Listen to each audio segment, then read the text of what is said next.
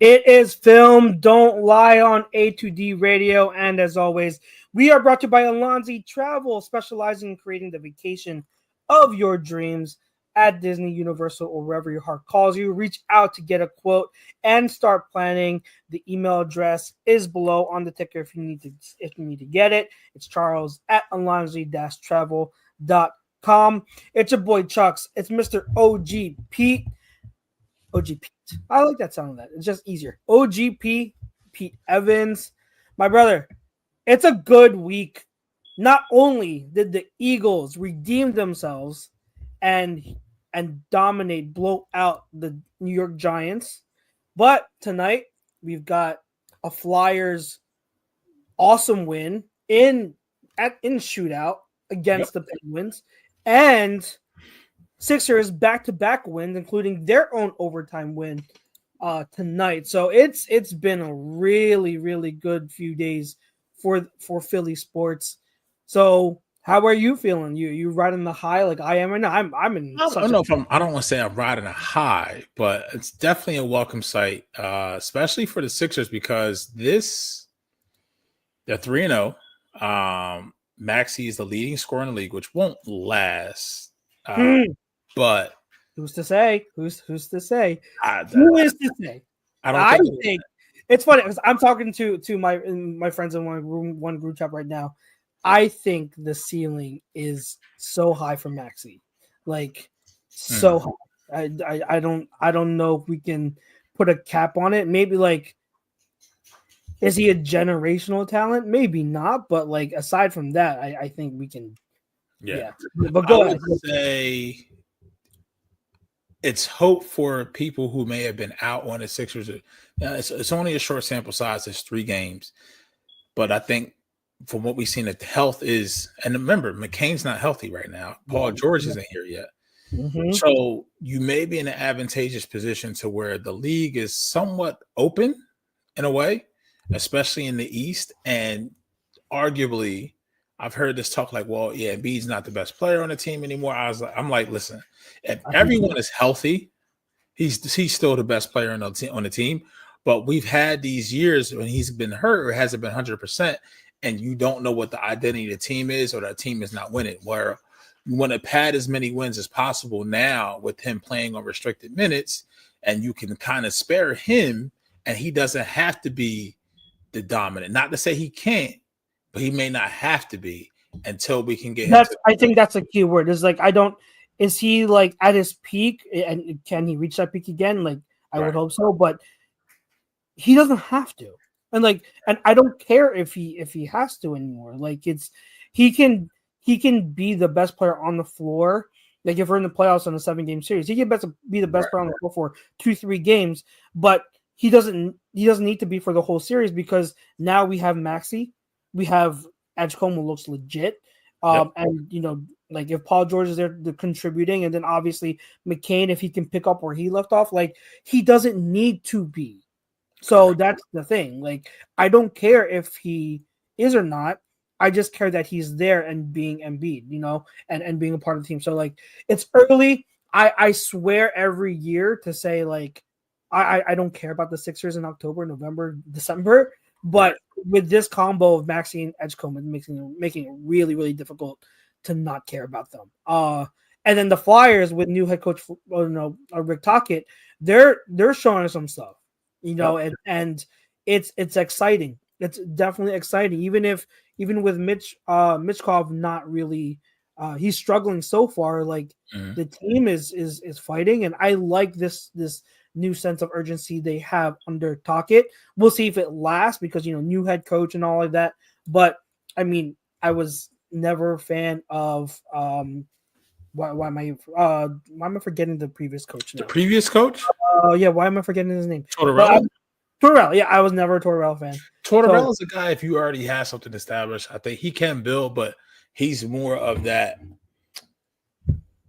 John. Put everything straight. He's got to have it there to where you can't really build. Where I think both the Sixers and the Flyers, when you see Nurse can kind of do it all, but Tocchet is a little bit. He's a breath of fresh air, right? He's a breath of fresh air. And for both, I mean, the Flyers really don't have any expectations. I mean, kind of Sixers really don't either, but it's more so of health wise, right? And what you didn't know kind of know what Edgecombe was going to bring, but I mean, so far so good. Yeah, and I mean, capping off what the Eagles did Sunday, Absolutely. So and it's funny because I had said last week, we had touched on it on the intro of the show last week, that it was a humiliating loss on Thursday Night Football to the Giants, and they have an opportunity to redeem themselves. Well, they absolutely did in a huge way, and that's going to be our leadoff, and it kind of is setting the theme for the rest of the show. We usually, do 2 or 3 games that we pick where we're gonna we're gonna discuss those games as a whole and then pick a few clips to show show in the film room to break down. But this week we wanted to do let's change it up. We are going to do a running back theme show. We are going to break down Saquon's game, but not only his. Tank Bigsby came out of not nowhere, but he's finally gotten the opportunity to be the RB2 and showed out in a big way with over 100 yards. We're going to break down him, and then we're going to get into the guy who should be in the running for MVP, but we know he's not going to get it. But he is absolutely the leading candidate for Offensive Player of the Year right now in Jonathan Taylor. I haven't been talking about him nearly as much, so I am excited to dive into a couple of his plays from the game against the Titans, which every week he's ripping off like a ridiculous run. So it's fun. And then Chase Brown, we'll also get into who now 2 straight games of over 2 straight games of good games where he struggled early in the year. He's finally able to show that ability that the Bengals compared him to like Austin Eckler. He's showing that ability finally, in this season. And then Kimani Vidal coming out and for the Chargers with Hampton and Harris down, showing that, hey, I'm here, let's not miss a beat. So I wanted to really talk about them. And then we'll talk about, even though we won't mention any, we won't show any of their clips, there are other guys who beasted and dominated this week in week 8 in the NFL that we're going to touch on and mention as well. So huge games from so many running backs. So I felt it was fitting to really just go running back theme this week and give them their love. So, and it's funny because it was week 8 was technically National Tight Ends Day, but the running backs outside of one guy, Tucker Kraft had himself a game on Sunday. He's part of my no huddle, the preview. He's part of my no huddle, but Tucker Kraft exclamation point on National Tight Ends Day. But yeah, the running backs overall really showed out on National Tight Ends Day. But let's dive into it. Let's go with the Eagles game and start with Saquon. His first big game. His first 100-yard game. Yeah. 150 yards rushing, 1 rushing touchdown, 4 receptions, 24 receiving yards, and 1 receiving touchdown. And it's a little fitting that it came against his former team, the Giants. So it's, it was awesome to see. Diving into the film, obviously it's probably been touched on a lot now, but if in case you weren't aware, they really tapped into a lot of gap scheme runs this week, much more than they had been using in weeks prior, and that really helped a lot. And you're seeing such a big difference. And then the 2 running backs for the Eagles going off over 100 yards. So what do you think for you, from the running game, what else stood out to you other than schematic? I mean, 6 linemen, Fred Johnson, and just kind of knowing what's coming, and the defense knows, but execution, using players in the right places, a la Tank Bigsby in the second RB2 role. And really, it was just execution, and also Giants defense, while decent on the line, the rest of it as a whole, not so much. But we haven't seen them be able to exploit that to a team all year for 4 quarters. For 4 quarters, they haven't been able to do that. So I think it's telling on Sunday that it was more, hey, this is what we're going to do. This is our game plan, and we're not going to we have to execute it, right? And I think in that mini bye, they held a lot of players accountable, and they came out and they executed a lot. And there were still some mistakes. I mean, I think Lane had a holding call, and the play was like all of 3 seconds. I'm like, where did he even have time to hold that? So, but yeah, I mean, that's what I got from it is now they have an idea of what's going to make them successful in this iteration of the Eagles, and without Cam Jurgens, and hopefully he's back come the 10th, the next time they play in Lambeau. And we'll see. Even with Cam, though, I just think obviously Cam's a higher level player than Toth, right? Toth or Toth. I'm not sure how you enunciate it. It might be Toth. I keep pronouncing Toth, but it might be Toth. But still running the same scheme, right? Still or something similar. And we've seen more tosses, we've seen more screens. So they're using the running game as, and they're evolving it, right? They're kind of putting more layers on it and what's going to take to be successful. And not to say that they can't go back to the stuff last year that's going to make them successful, but I think that was juice for the whole team. That was juice for the line. That was juice for Saquon, even though he had a groin injury. So I mean, he really had 150 in 3 quarters. Because he pretty much missed the whole fourth quarter. Yeah, he missed the whole fourth quarter. And they said it's not serious. He would have come back to play if needed. But, no need. I had said after that, I'm like, even if it's not serious, like, just keep him out. You don't need to put him back in. Right. And I'm glad they did that, held him out. So I'm not too worried about that. You mentioned Toth, and, yeah, he really stepped up. What a huge difference. I mentioned last week how the outside runs, once he came in, the outside runs really kind of stalled because, in big part because of him, which was understandable, but kudos to him for getting, those starter reps in practice and then showing out. Like they pulled him a lot. He was getting pulled in a lot of these runs, and he did a good job. Very, very good job. So huge credit to Toth. Huge shout out also to Dallas Goedert, who, show why he continues to show why he's one of the better tight ends in the league, because his blocking he's one of the better blocking tight ends. So, he had a really good game in the blocking department. So it really made a huge difference. The offensive line just playing much, much better. The runs going under center makes a difference because it's not as predictable on which way you're going to run. And I know they called some same side shotgun runs too, which also helps. So if you're running shotgun, usually this is obvious, but usually if the running back is aligned to the left of the quarterback, it's a run to the right. Well, running same side run plays helps eliminate that predictability. So it's just a combination of different things sprinkled in that make this run game less predictable now. And so kudos and credit to Kevin Patullo for finally figuring that out and now implementing it and doing a really good job. On Eagles Talk last night, the poll question was like, do you think this is sustainable moving forward? This type of success, despite it coming against the league worst run defense. And I said yes, because they're doing things that are good process. And it doesn't matter if it comes against the Giants or against anyone else, the process of what they're doing is sound.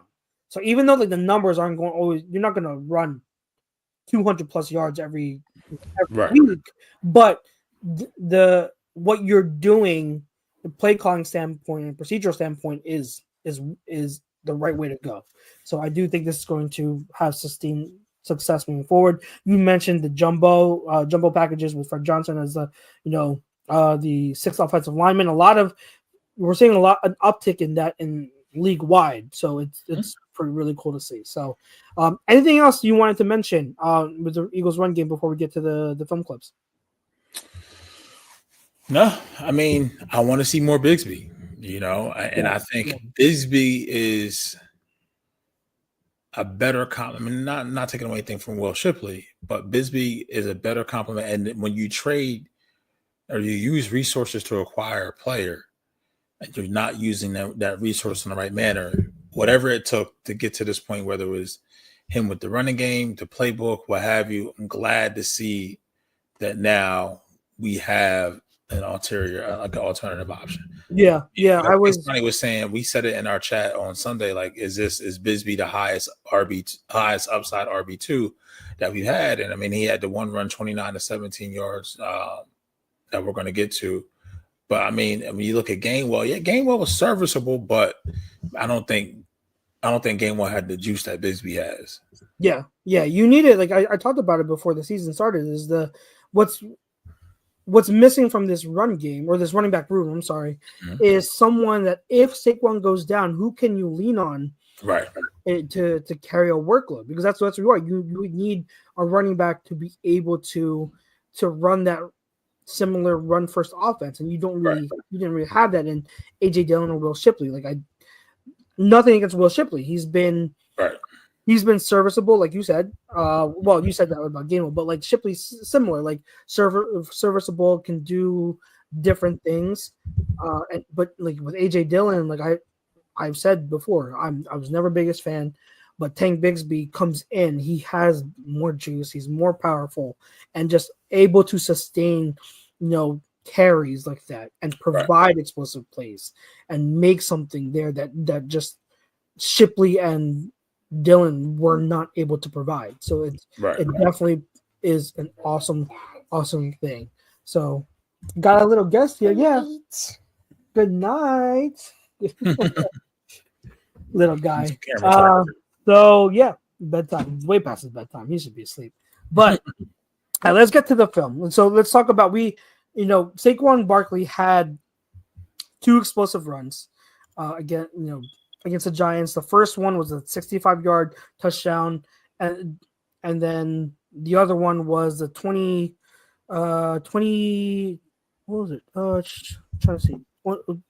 26? Yeah, I'm trying to remember what this was. Sorry. 28. Sorry. 28-yard run in the third quarter. Ironically, it came on his first and last carries of the game. But it's 2 really good runs. And this first one, it's probably been broken down ad nauseum, but we're going to break it down here.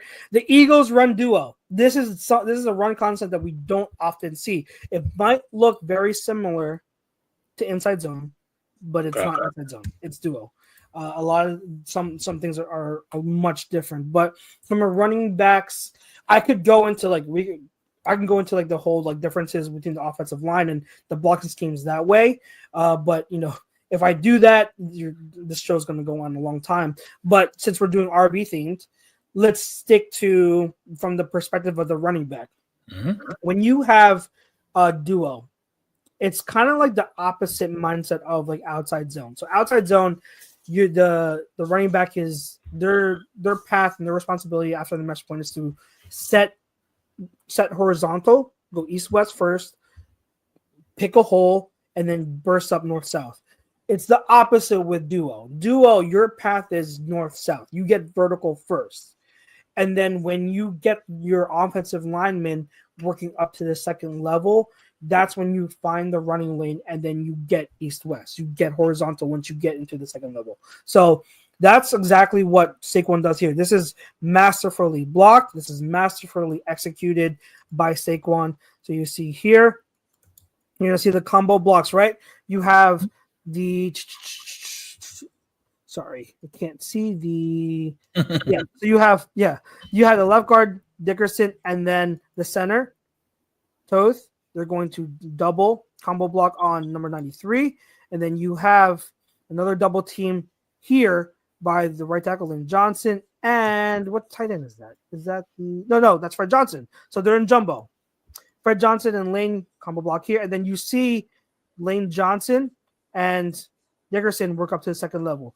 With them working up to the second level, now here's the running play. You see this Lane working off of Dickerson here, right outside there. That's where Dickerson's one-on-one with Dexter. Boom. Yep. And then and it's really poor. I mean, it's successful. It's also poor angles by the Giants' defensive backs, especially 27. He gets almost caught flat-footed, and then it's off to the races. Yeah, right there. It's just once you're flat-footed there, the Saquon has a head of steam working up to the second level, and it's just watching this. The minute like Saquon got here, It was and over. this is from the broadcast view. I was like, "Oh, he's gone. He's gone." And Yeah. you know it too when you see those third level defenders like that. There's no way they're going to catch him. So again, perfectly executed duo run here. You see the combo blocks work up to the second level. Saquon works north south first, and then boom, east west.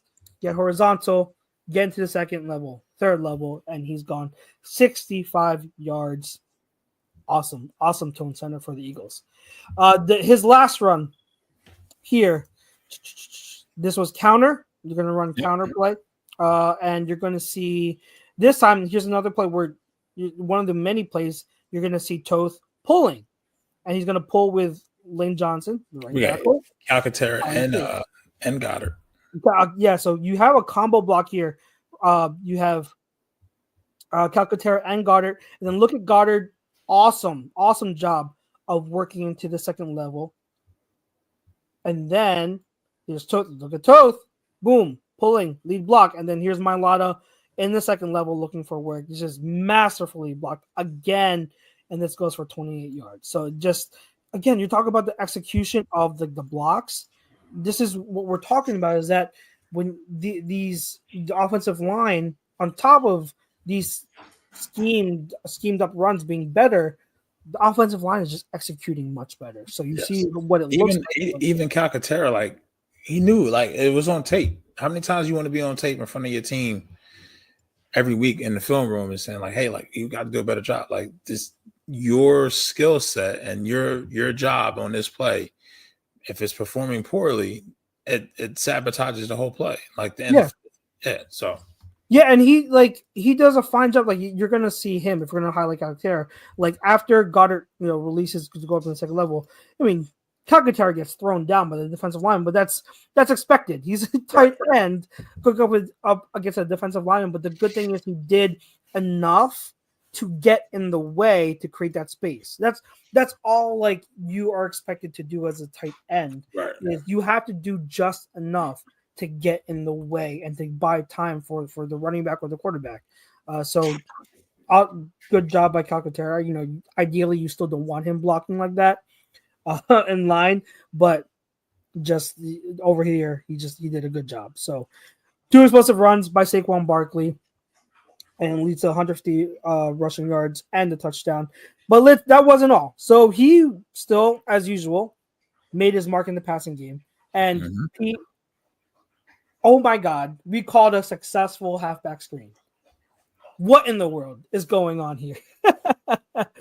This is just well executed. You don't see this often with the Eagles, but the timing is right. So Hurts delivers.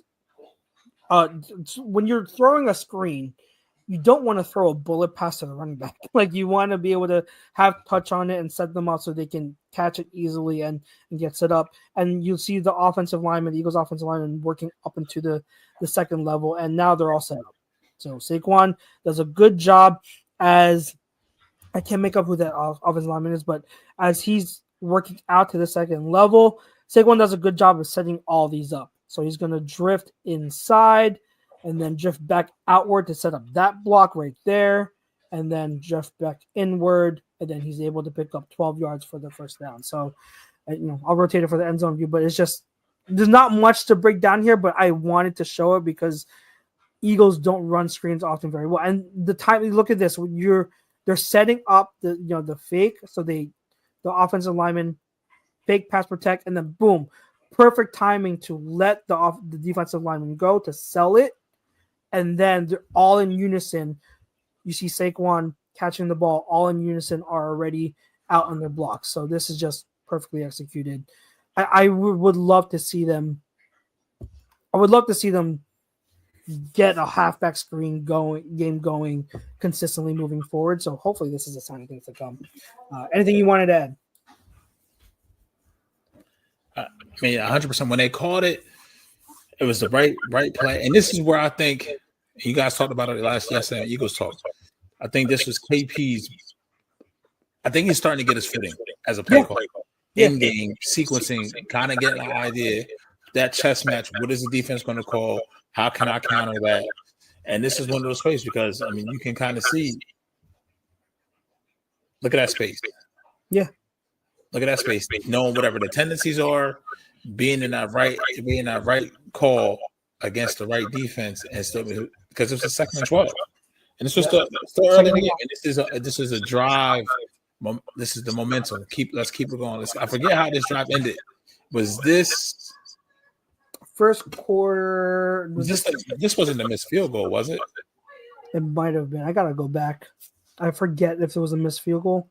I'll go back and look at it, but yeah. But still, like it's still good, well timed, and yeah, it's again you don't see halfback screens a lot from this offense. No. And it's very, very hopeful that they were able. And you have the lineman to be able to get upfield and do it. Yeah, of course you have the lineman. It's just for whatever reason before in the past, it's just it was never executed well. I don't know why. I can't answer that. Like I know there are factors, but Hurts' delivery is a factor. He's just never been a really good green game quarterback. The coaching on how to time it was never there. I don't know. There's a bunch of stuff, but if they can start to figure it out, that's just going to be another component to this offense that's going to help a lot. So, but this one was fun. And when I saw this on film, I immediately was like, this looks familiar. This looks familiar. And lo and behold, last year, week 9 against another, it was the other Kelly Green game. It's another Kelly Green game. 2024 at 9. 2024, week 9. Saquon Barkley, look where he's lined up, right? To the same side this time. Tight end. Yep. Same side as the tight end, who's in a narrow split, isolated as the only receiver to that side. The tight end is going to run a post route, which is going to serve as the clear route, and then Saquon is going to run his wheel route. And this, as we know, ends up as a touchdown. Okay? So let's fast forward to 2025, week 8. Similar concept. Where's Saquon? He's 2 to the left side, which is the same side as a tight end. Is that Calcaterra? No, this is Goddard now. So Goddard, narrow split, number 1 receiver, isolated receiver to that side. He is going to run the post as the clear out. The difference here, as you can see, the Giants blitz. That's why they run a man blitz. That's why there's no one covering Saquon. And in like if this had been a different concept, Saquon would be the quote unquote hot route, right? Because you're throwing hot off into the blitzer side. So it works out so well. Goddard is the clear out, and Saquon's wide open to the side. So just a similar concept. It's just so funny how that worked out. Because again, I saw this and I'm like, I swear they did this before. And lo and behold, it was like almost exactly a year ago in Kelly Green that they did this. So irony. Did they do that on purpose? I don't know. Maybe. Sirianni, did you call that on purpose to kind of have some irony in it? I would love to ask him that question, but awesome stuff. Awesome design. Anything you wanted to add? No. Yeah. Once again, Singleton having a feel for the game. And it felt like weren't a lot of moments in this game to where I felt like they stalled or we got no stagnant waste of possessions. Yeah, I agree. So that was biggest plays of Saquon's big day. Mm-hmm. But let's go to RB2 now. Tank Bigsby. I am so happy. And his runs, man. He had let me pull up the tweet. So I broke down. So he had 9 carries, right? Mm-hmm. And give me a second. 9 for like 85 or 84? No, he had 9 carries for 100 and I'm forgetting about that last one that he had another long one. Yeah. He had 9 carries for 104 rushing yards. So he also clipped over 100 yards rushing. I have the stat here. Give me a second while I pull it up. There you go. Out of Bigsby's 9 carries, 5 of them went for 10 yards or more. 5 of them.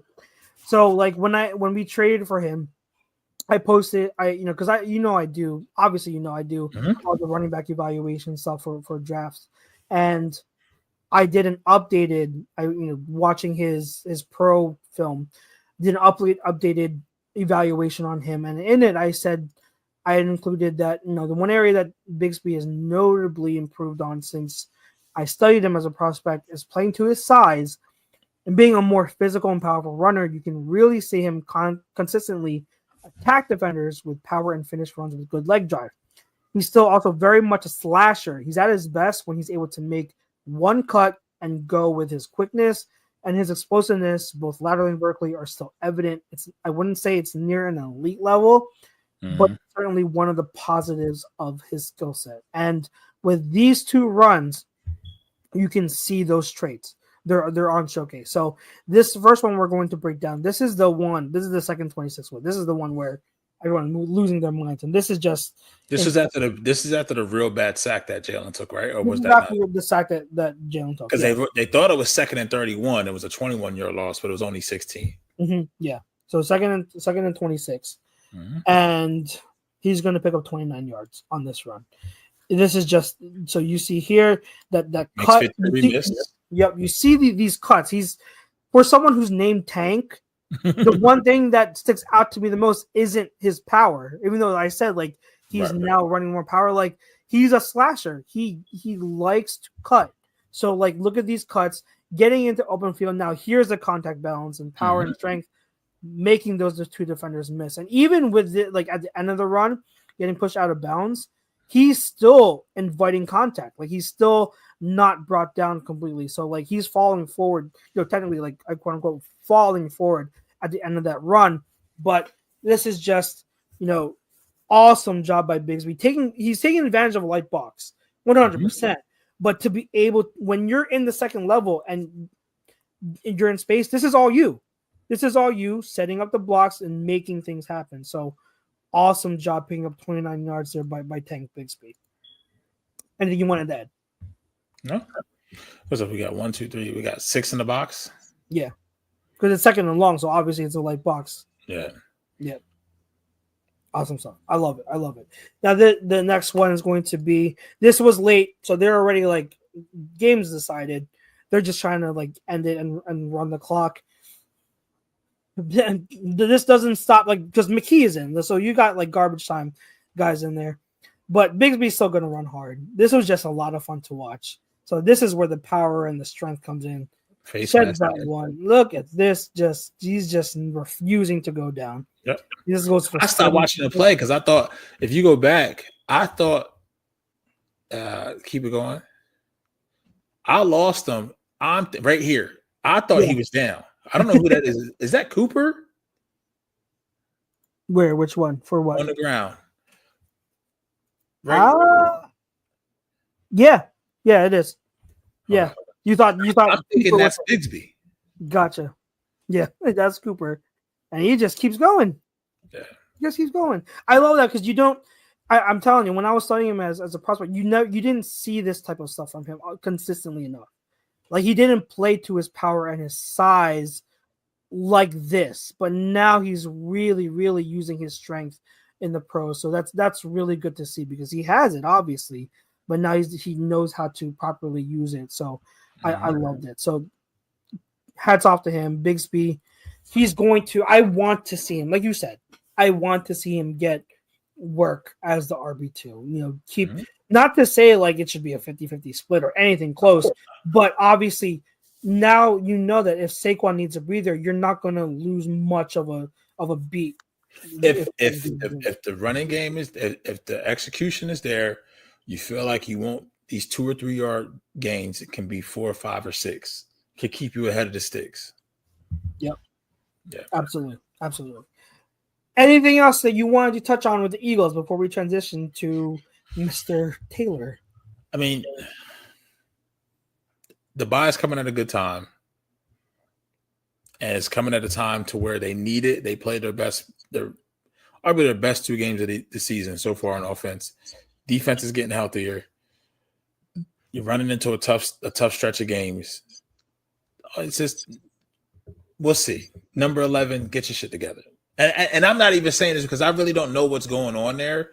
It's just so much smoke, and I'm tired of giving Diana Rossini so much fuel. Yeah, that's it. Yeah. And I think that, Mina Kimes had a good tweet today, and I 100% agree with. Like, if the Eagles are going to run a lot of this under center play action now, that's prime for AJ Brown to take advantage, because now he can, like, people forget AJ Brown before he came to Philly was like the best wide receiver at running crossers and digs. That was his thing. It was he's the crossers and digs guy. Well, if you're running under center play action, that is the prime. We've seen it with Devontae. Yeah, we've seen it with Devontae. So you have two wide receivers that can do that. Like, it makes no sense for the Eagles to want to trade him or to have to trade him. And like it's just one of the many reasons why they're not going to. And I think if things keep going this way, AJ Brown will be fine. Like, we've been on the same boat. This whole AJ Brown drama is nonsense. It's overblown. So, yeah. All right. So I know you're excited about this because you've been harping on Jonathan Taylor for weeks now, and kudos to you, and 100%, because that stupid Falcons offense is so like night and day. So like I don't know what they're doing. They're so frustrating. So frustrating. So like we played them at the end of November. What was it? We play them at the end of November, I think. No, I don't even know when we. I think we played them either end of November or early December. I'll look it up. If I'm not mistaken. 25. Are they the Black Friday game? Oh, that's the Bears. So the Bears are the Black Friday game. We don't play the Falcons. I thought we played the Falcons. The Eagles. So it's. And I may have been thinking about the Bears. Packers, yeah. So Packers after the bye, and then we got Lions, then we got Cowboys. Then Bears is the Black Friday game, and then the Chargers, Raiders, Commanders, Bills, Commanders. Okay. So, yeah. You play the Bills late. We play the Bills late, yeah. In Buffalo, I'm assuming. After Christmas. That's the game that comes after Christmas. So, Commanders games, both of them are to be determined. I guess it's flex scheduling. They're trying to see what time. Yeah. All right. So yeah, but anyways, tangent. Jonathan Taylor right now, because the Falcons are hot and cold. Clearly, like statistic wise, he's the best running back in their team is this season. It's crazy. So I can coach of the year. Say everything. We talked about Colts last week, and they continue just a triple crown, baby. Just a machine. But you see, the rhetoric has already started for Mahomes to win MVP. It's already started. He's still the favorite, I think. I saw when I was, because we were talking about on Eagles Talk, should Hurts be in the conversation? And I was looking at the odds. Hurts is like 10th. Yeah. Mahomes is first in the league, minus 200. So, and I think they're going to kind of give Daniel Jones the comeback player of the year. Probably. If they stay on this trend. Yeah, probably. But Jonathan Taylor, man, he's a madman. He's what he was from 3 years ago? No, what year was that where he went off? I want to say 23. No, 2020? Was it 22? Hold on. Let's see. That was he went off in 2021. 1811. So 1,811 yards rushing in 2021. Yeah. 2021. So like this is an interesting stat though, and I'm not trying to put a damper on it. We're just talking about stats. But Jonathan Taylor, like if you did, because Brinkman pulled it up, and I haven't checked for accuracy, but from what he said, Jonathan Taylor is on pace for only like 1,600 yards, roughly, like 1,600. Yeah, he's sitting at 850 right now. 850 right now and they haven't had their bye week yet, I believe. So like he's on pace for roughly like 1,600 yards. So I'm like, the year that he's having, and he's still not like on pace to be close to what Saquon did last year. That's insane. That just speaks to how insane Saquon's year was last year. Yeah. Unbelievable. But the number where Taylor is really like going off at is touchdowns. He's 25 touchdowns. 25. What's the record for most touchdowns in a season? He's on pace for 25. No, he has. Let me see here. I'm looking at his stats No, right sorry, now. okay, you're right. I apologize. I was looking at I was looking at receptions for he has 12. Yes, 12. Well, So yeah. he's on 25. My fault. It was wasn't it? It wasn't Emmett, was it? Or it was Latanian, wasn't it? Season by running back. The record is 28 by LaDainian Tomlinson. Yeah, I'm about to say it. Yeah. Yeah, I so mean, he keeps this up. He could do it. Now, like that's rushing touchdowns, right? Yeah, rushing touchdowns is 28. I don't know about like total touchdowns. hold on, time out. He was born in Salem? Yeah. I did not know that. Yeah. I didn't know he was from Jersey. Mm-hmm. Yeah. I remember that. Yep. He's from Georgia. Yep. The record for total touchdowns is 31. Jonathan Taylor right now, what does he have total touchdowns? I don't know what his total touchdowns are because I know he had a receiving. Technically, it was a receiving touchdown. Right, because he would have been the first player ever to have 3 touchdowns in 3 games in a row. Mm-hmm. Yeah, he's got. I don't know how many total touchdowns he has, but like he has a shot. He has a shot at if he goes at this pace. But like he has 2 receiving touchdowns, so he has 14 touchdowns total. 14. So it's gonna be tough, but like he has a shot.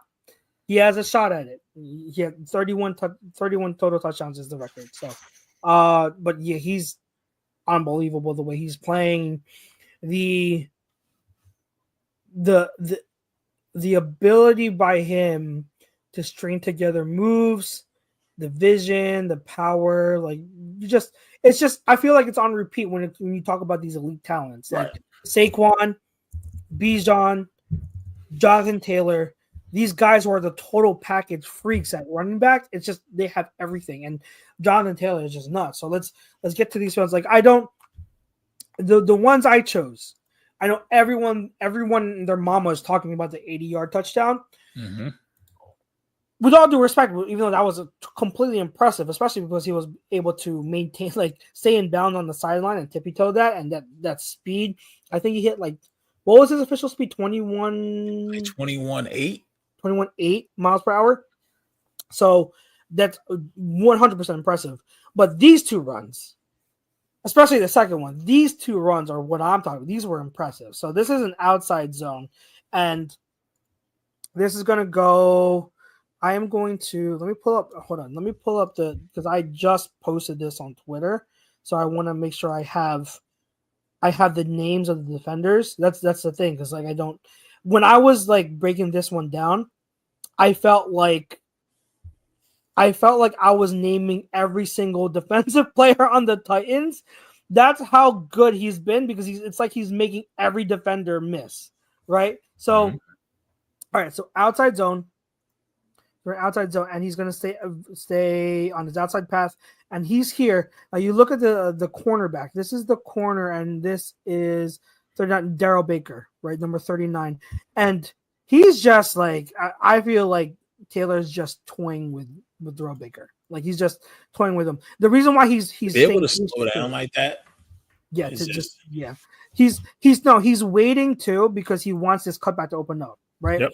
So he's waiting for this defender to over pursue so that he can hit this gap right here, this cutback.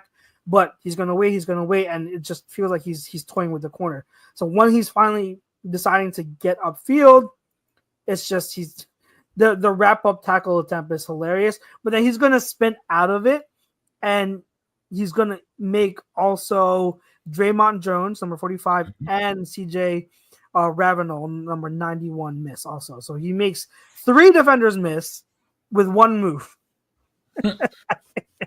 1 move, and his 3 defenders miss. And he would have been off to the races, but Amani Hooker does a good job here of kind of just like just being able to hold on and wait for help. Yeah, just hold on for dear life and hope that, like, people can help you out there. That's what Amani Hooker does, so credit to him. But he just 1 move, and he makes 3 defenders miss. But this is just toying with the cornerback, and then picking up 12 yards. That's awesome stuff. That's awesome stuff.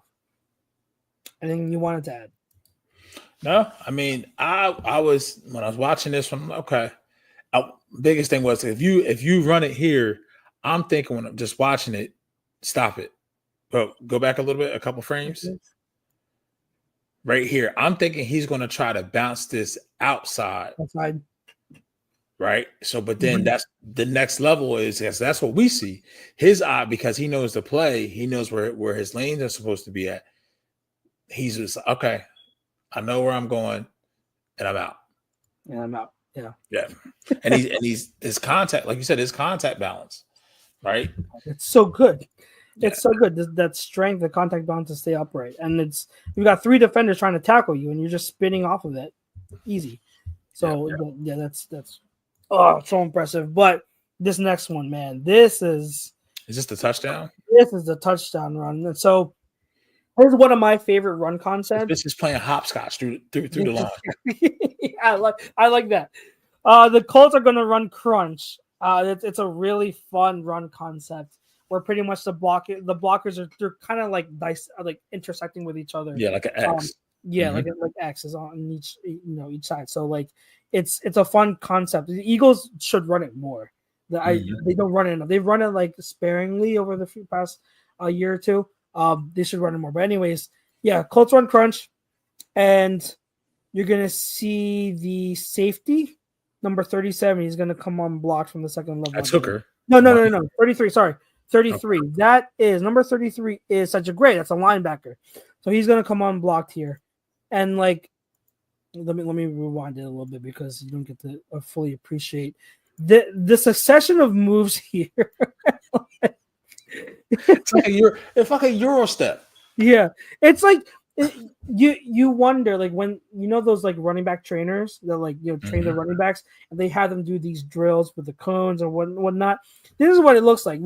This is the type of highlight where those coaches will post on Instagram and say, "Look at Taylor here. This is what this drill translates to." That's what it looks like. That's legit what it looks like, is him going through cones. He makes it. What I like about it is he makes it look so effortless. Yeah, I've said that about Bijan. I've said that about Saquon. I said that about Kenneth Walker. Like, to be able to string these moves but make it look effortless, and it's just another day. Like, that's what makes them special.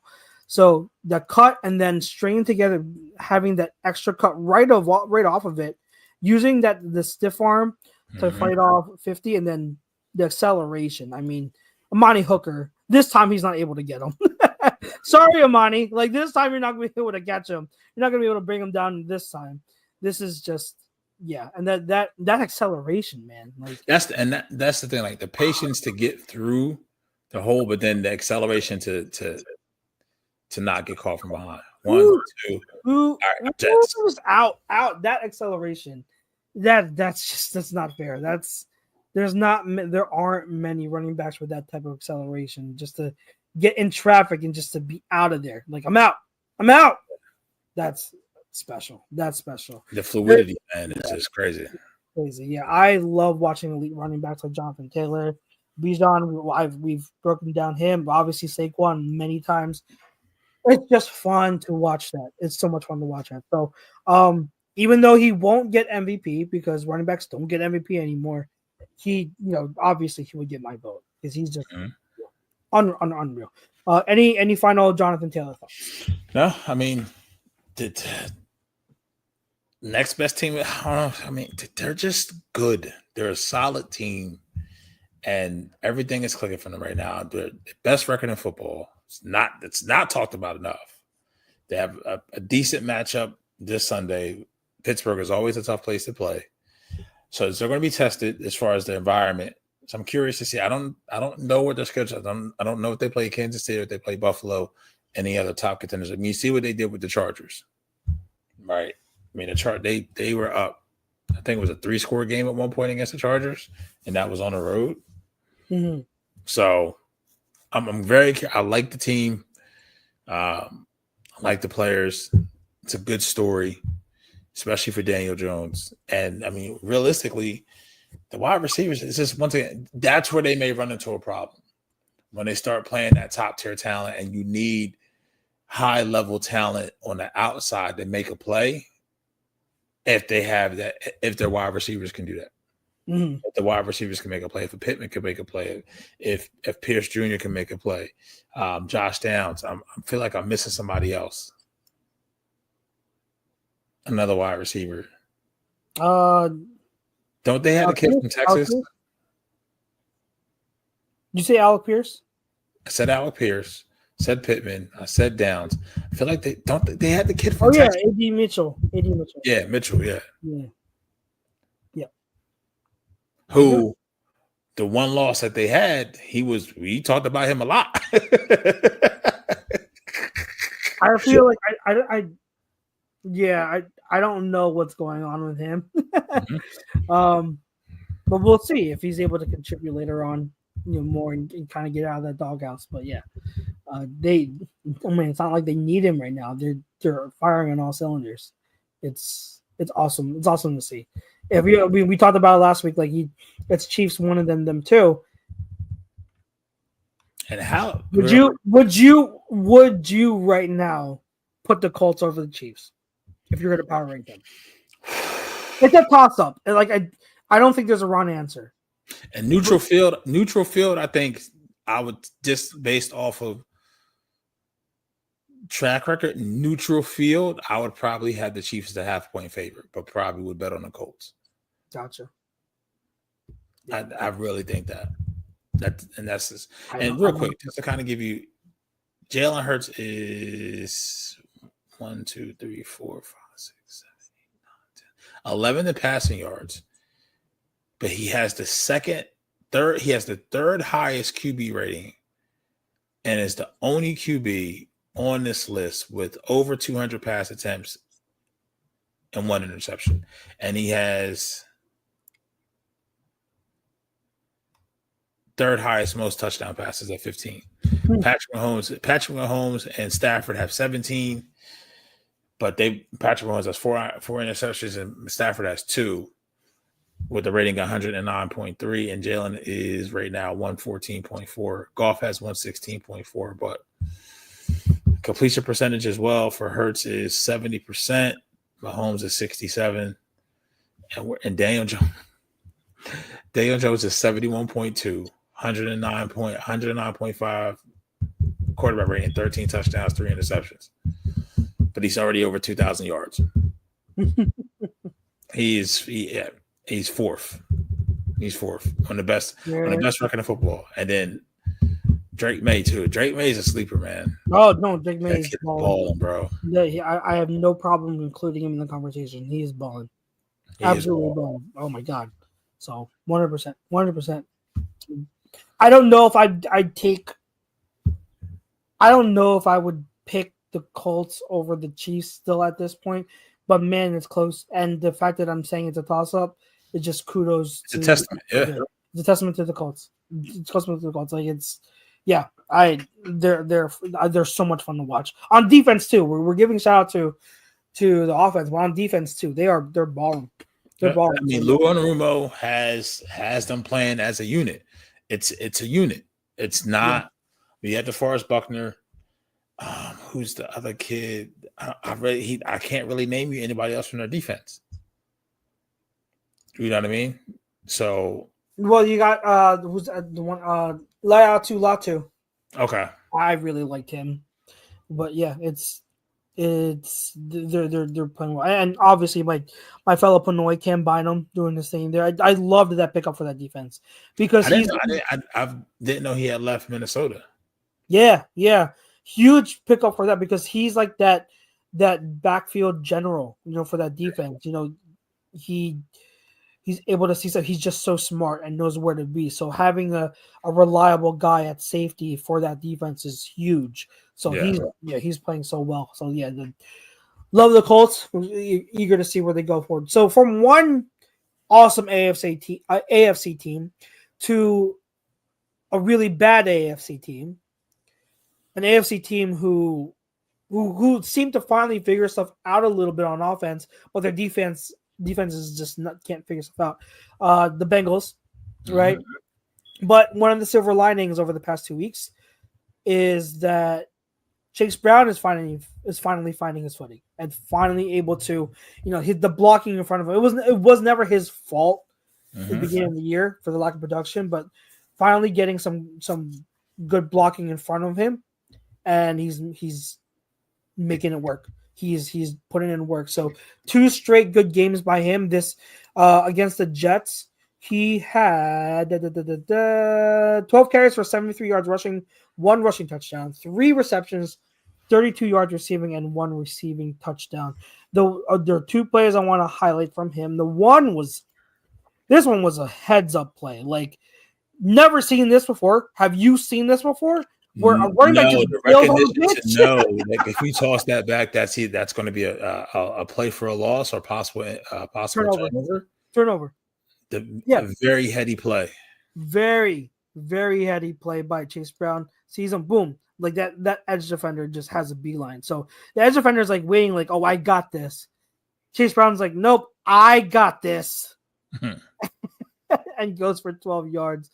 Awesome heads up play. I had to, I remember what Zach Taylor was saying to him when he came back, like, or his running backs coach after that, like, good play. Yeah, awesome play. And that's why he's there. 75 just gets beat. Yeah, just gets beat. Yeah, right off the arc too. Right off the arc. So awesome play. But the next play, his touchdown catch to end the first half, this was impressive stuff. So he's going to come out of the backfield. Looks like an option route, but boom. Pete, what did I say before week 1 about hands? What did I say about running back catching away from his body? Look at that. As a wide receiver, baby. Strength and the power to finish. That's just wanting it. So when you have, I say this ad nauseum, but if you are just tuning in and listening to me for the first time or whatnot, if you're a running back, if you want to add value to your game and become even more valuable to offense, learn how to do stuff like this. Like receiver stuff, receiver routes, catching with your hands. Look at that. Being able to have soft enough hands to catch comfortably away from your body. That's how you're a good receiver. Body catches don't mean anything. Receptions near the line of scrimmage don't mean anything. Stuff like this, to be able to go into a route and catch like a wide receiver, adds value to you. Yep. So awesome stuff by Chase Brown. Awesome stuff. Like that stuff. That's where you can be like, oh, I see what the Bengals were saying in comparing him to Austin Eckler, because he looks like Austin Eckler on that play. So great stuff by Chase Brown. He's gonna have, fantasy managers are probably like sigh of relief. They've been waiting for him to start producing. So Flacco is a breath of fresh air there. I mean, I'm still shocked they lost the game. The defense is just that bad. And kudos to the Jets. On the offense. Yeah, absolutely was not on the offense. Yeah. The last running back I want to break down clips of, Kimani Vidal. It was over, almost a week ago, but Chargers put a shellacking to the Vikings. Vidal has come in for the injured Najee Harris and Amarion Hampton, and it's almost like the Chargers haven't missed a beat. And Vidal, like, he was one of the running back prospects, late round prospect who, studying him, I was like, yo, he can be solid. And he's short and compact. He's powerful.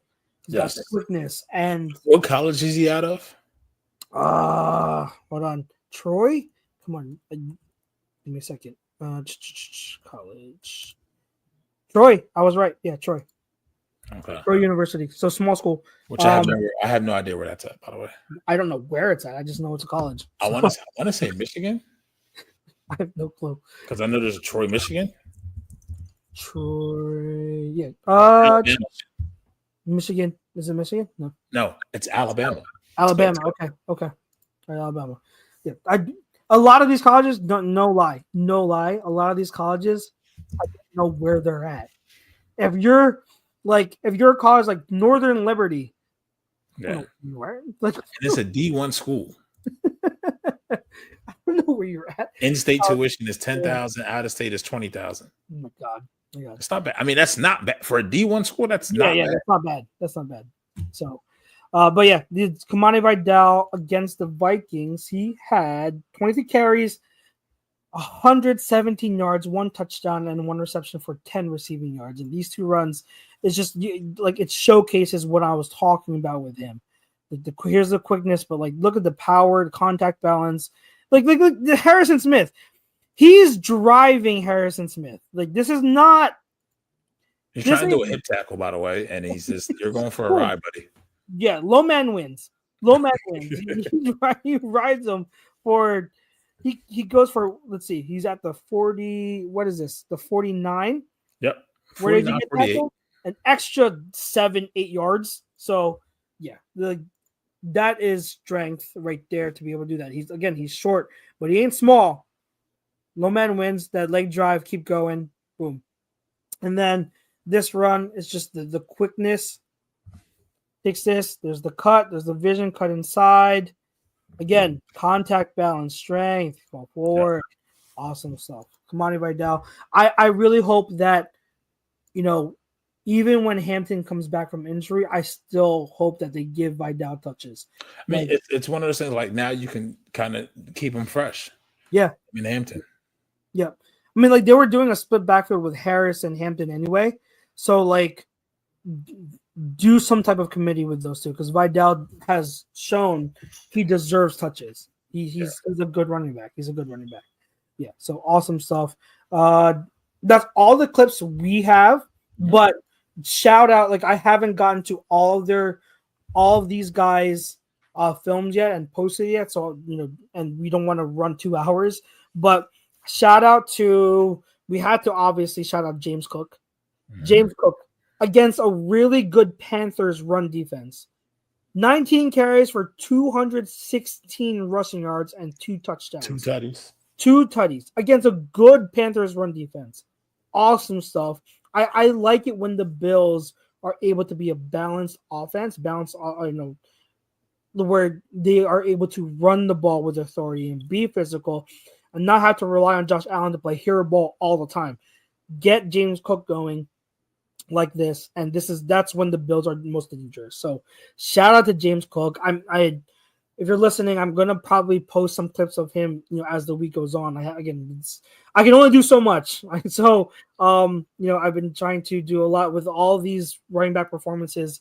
I'm trying my best to like grind the tape of them and watch as many as I can because they all deserve it. So I'll put some James Cook clips out as the week goes on. The other guy, Breece Hall for the Jets. Jets. We talked about the Bengals. Well, Bengals lost to the Jets. Big reason was Breece Hall. He had 18 carries for 133 rushing yards, 2 rushing touchdowns, 2 receptions for 14 receiving yards, and the go-ahead passing touchdown to Mason Taylor. Game-winning passing touchdown. That was a fun play. That was a fun game to end that game. But shout out to Breece Hall. Again, I don't know if he's going to get traded. Like, I keep seeing that, like, obviously everybody wants him to get out of New York because that's just a dumpster fire. He'd be awesome in a place like Kansas City. I don't know if Kansas City would give up stuff for him, but he's good. Again, him and K9 are just almost forgotten running backs who are elite talents, and they're just bad situations for one way or another. And I would love to see Breece Hall go elsewhere to like a good team and see what he can do, but as of right now, he's stuck with the Jets, but he's still having a pretty good season. So stay healthy, keep balling, young man. Anyone else you wanted to shout out? Any running backs you wanted to? I mean, looking at his stat line, he didn't have good stats, but he had a really good run, and that was RJ Harvey. I liked his game against the Cowboys. 3 touchdowns. Yep. 3 touchdowns. Yeah. That 40-yard touchdown, set the tone against the Cowboys. Also, you saw the on that run, you saw like the burst and just the explosiveness by him. So and then you had 3 total touchdowns. He had 2 rushing, and then the 1 receiving touchdown. The 1 receiving touchdown to him, awesome design, beautiful design to get him free and near the goal line, and it was an easy toss to him. So. Yeah, he's been getting like a substantial, increased workload behind J.K. Dobbins, and I think that's just going to continue. They're using him as like that Alvin Kamara role, and that's going to, as going to continue as it goes on. So awesome stuff, RJ Harvey. # Harvey Hive. Awesome stuff. Awesome stuff. All right, no huddle. What you got? What do I have for no huddle? I actually didn't think about it. Hey, Yeah.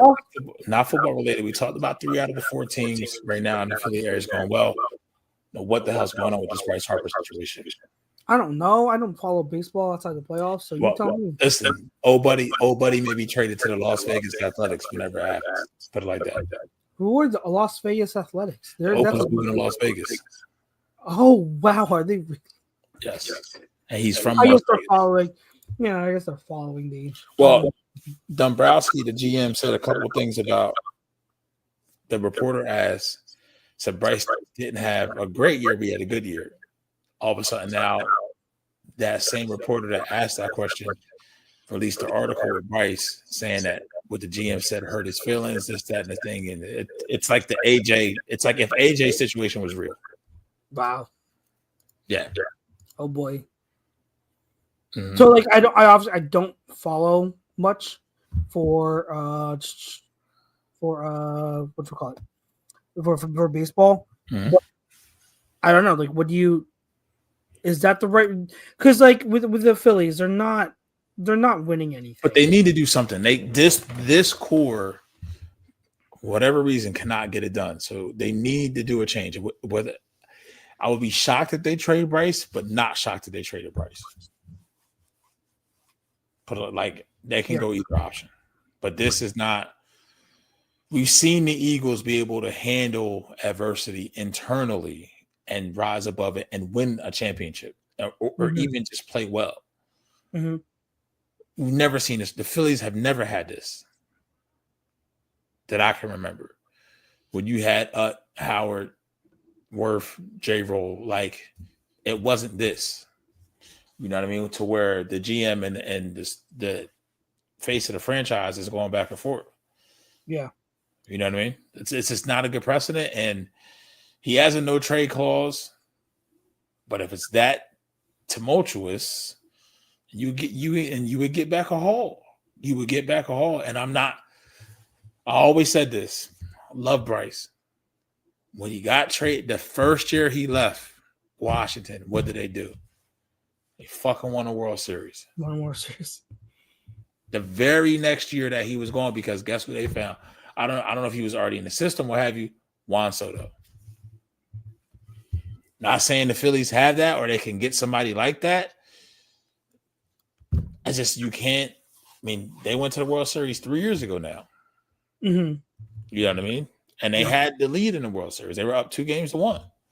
And ever since then, it's been a regression. So, yeah. I mean, if you tell me I can trade Bryce and keep Ranger Suarez. Ranger that good? Yeah. The strength of the team is the starting rotation. They didn't lose to the Dodgers because the rotation was bad. They lost because the stats went quiet. Well, I don't know why, but I had a feeling Rangers struggled this season. So I wasn't. Well, he was hurt. He was hurt. Okay, that's why. Yeah, he was hurt. But no, if he hits the market, he's probably getting $80 to $100 million. Gotcha. Okay. Yeah. And Schwarber's gone. You think? Too old. If you trade Bryce, no. Yeah. Gone. I think it again. I don't follow baseball. I don't follow the Phillies like that. But from just my point of view, this core hasn't won anything. I think it's time to move on, start anew, and rebuild. I just my thing. Like you only have so many chances. Like you can't cast these last year. You retool. You got to do something. Yeah, it's just because the rotation is there. You just need. You're 1-3 with that much money. Can't go that quiet. It can't. The bats in the playoffs were quiet. Like you're supposed to. The top of the lineup, the bottom of the lineup. Just you're supposed to hit. Yeah. It's too much to. You can't have it happen. Yeah, you can't have it happen. So, all right. So my one no huddle. We mentioned National Tight Ends Day was this week, and there's no tight end that showed out more than Tucker Kraft. And I had said since the beginning of the season, before the season, Tucker Kraft is that next elite tight end, and boy is he showing it. That boy is Jahad Campbell, your number is up, baby. Well, I mean, like if it's no, in coverage. No, you're right. Yeah, I was thinking like Kobe yes. Dean. I was like, wait, Kobe. No, it would be John. Nah, it would be Jahad. Yeah. Oh my God, Tucker Kraft is an animal. There's no doubt in my mind, and this is with Josh Jacobs there. Tucker Kraft is the best skill player on that Packers offense. The best skill player. And he sounds like a Packer. Tucker Kraft. You were born to be a Packer, sir. Oh, he's literally the last name is a dairy product. Like literally. I hope he has some kind of like branding over in Green Bay right now. You can't make this shit up. Yeah, I gotta ask my one friend that was on the that covers the Packers. I gotta ask him, like, does Tucker Kraft like have branding and marketing stuff with his last name? Because I feel like that's a missed opportunity if he doesn't. Like he has to absolutely, yeah. So Blue Jays tied the World Series up, by the way. I would not have known. Like they won 60. I mean, if you asked me, I'm like, there's a World Series going on right now. Like I didn't know. Ohtani is probably the best baseball player easily in the last 50 years. He got on base 9 times last night. Jesus Christ. And then he wasn't healthy. He was hurt last World Series. Yes. They won the World Series last year. He didn't pitch. He just hit. He just hit. Yeah. So, but he had to pitch tonight. And remember, last night's game, when it was 2 games, it got over in 18 innings. It didn't end until 3:00 in the morning, our time. And he had to come back today and pitch. And it looks like he got rocked. That's wow. Okay. Yeah. Wow. Okay. There's that. And I guess the last thing I want to say, staying on Packers theme, Jordan Love is playing well. I don't know where this theme with many people. Rug is about to run out. I don't know. I mean, I hope it runs out against us. But what I'm saying is, everyone for some reason, I'm still hearing the past week or two like Jordan Love this, like what he's been playing well. He had like maybe the Browns game was his only stinker. Outside of that, he's been playing well. So kudos. Like I think like whenever someone questions Jordan Love this season, I'm like, you're just not paying attention, are you? Like you're not really watching. He's really good. He's really, really good. Now I hope he has another stinker against us and then balls out the rest of the year. But he deserves some love and respect. If like pay attention. If you think Jordan Love, if you're out there and you think Jordan Love has not been good, you need to actually watch the games because he's been good. He's been good. I wouldn't say I don't think I have to look. And also, before we get out of here, week 12, circle that on your calendar. The game may get flexed. Colts Chiefs in Kansas City. Week 12. That has game of the year written all over it. Yeah. Wow. Okay. Colts Chief. Can that game be flexed? It's week 12. Can it be flexed? They may. I don't know. I don't know what they can do, but it's right now. It's a 1:00 start. I don't know if it can be. Can week 12? I'm right now. I'm just going to real quick take a look at their schedule that the Packers have had because I'm trying to see what level of defenses they played. Week 12 games can be flexed. That's going to be flexed. If that's the case, that's going to be flexed. So I'm curious to see. I would argue to say through the Detroit Lions week 1, that's a mirage. But since then, they've played Washington, Cleveland, only scored 10 points, Dallas, Cincinnati, Arizona, Pittsburgh. Those defenses, and I'm not taking nothing away from Jordan. You can only play who's on your schedule. But that's it. This Sunday, they're getting a pissed off Carolina team. I can tell you that. And I'm curious. Matter. The reason I say that is because Carolina's defense, like you said, has been sound. Yeah. The run defense. I would argue to say that this is the second best defense that they played all year until they play us. on week 10. So all right, we'll see. I mean, did the Panthers the run defense has been good, but they still have no pass rush. So the Packers are going to have to win. I mean, the Packers run game has struggled a little bit. So that's nothing new. So they're going to have to win it again through the air. So I mean, we'll see if Andy Dalton is playing again. Oh yeah, it's a wrap. But this I'm prefacing by saying Jordan loves play. Oh, Jordan loves play. The team that Jordan loves play. Mm-hmm. His level of play. Yeah. This is another test. This is the second toughest test he's had all year. Yeah. We'll see. We shall see. And then there's us. So all right, Pete. Good stuff. Thank you for indulging in my running back fetish. I know last time I pulled a double duty. This is coming out Wednesday. It was filmed on Tuesday. Go watch. I already did a show today. That was live. You're on Lazy Booking? Yes. Nice. So next week, for the viewers, scheduling note, it's going to be another change up from our regular criteria. With it being the halfway point of the NFL season, roughly, we are going to do a mid-season power rankings episode. We're going to bring in our good friend from Eagles Talk, Rob Brinkman, to join us, and we are going to power rank the teams. We're going to do tiers, so that way it's kind of like fun conversation to kind of see who's grouped together. Contenders. But contenders, playoffs, fringe guys. So we'll tear them off, and that should be a lot of fun. We'll go through the whole, all 32 teams and see where each of us, puts them, who we believe are legit, who we believe should be preparing for the draft. So that'll be next week's episode. Thank you to our sponsor again, Alonzi Travel. If you need a vacation, want to start planning a vacation, hit me up, please. It doesn't have to be Disney and Universal too. I do other stuff, but if it's Disney or Universal, you better hit me up. Charles at alonzi-travel.com. For myself, for Pete, and the rest of the A2D Radio family, we appreciate you. No Eagles this week, so for all you fellow Eagles fans, watch the NFL in peace and smile, knowing that the Eagles don't have to stress you out this week. Before we get out of here, I just want to give a shout out and hearts and prayers to the Cole family.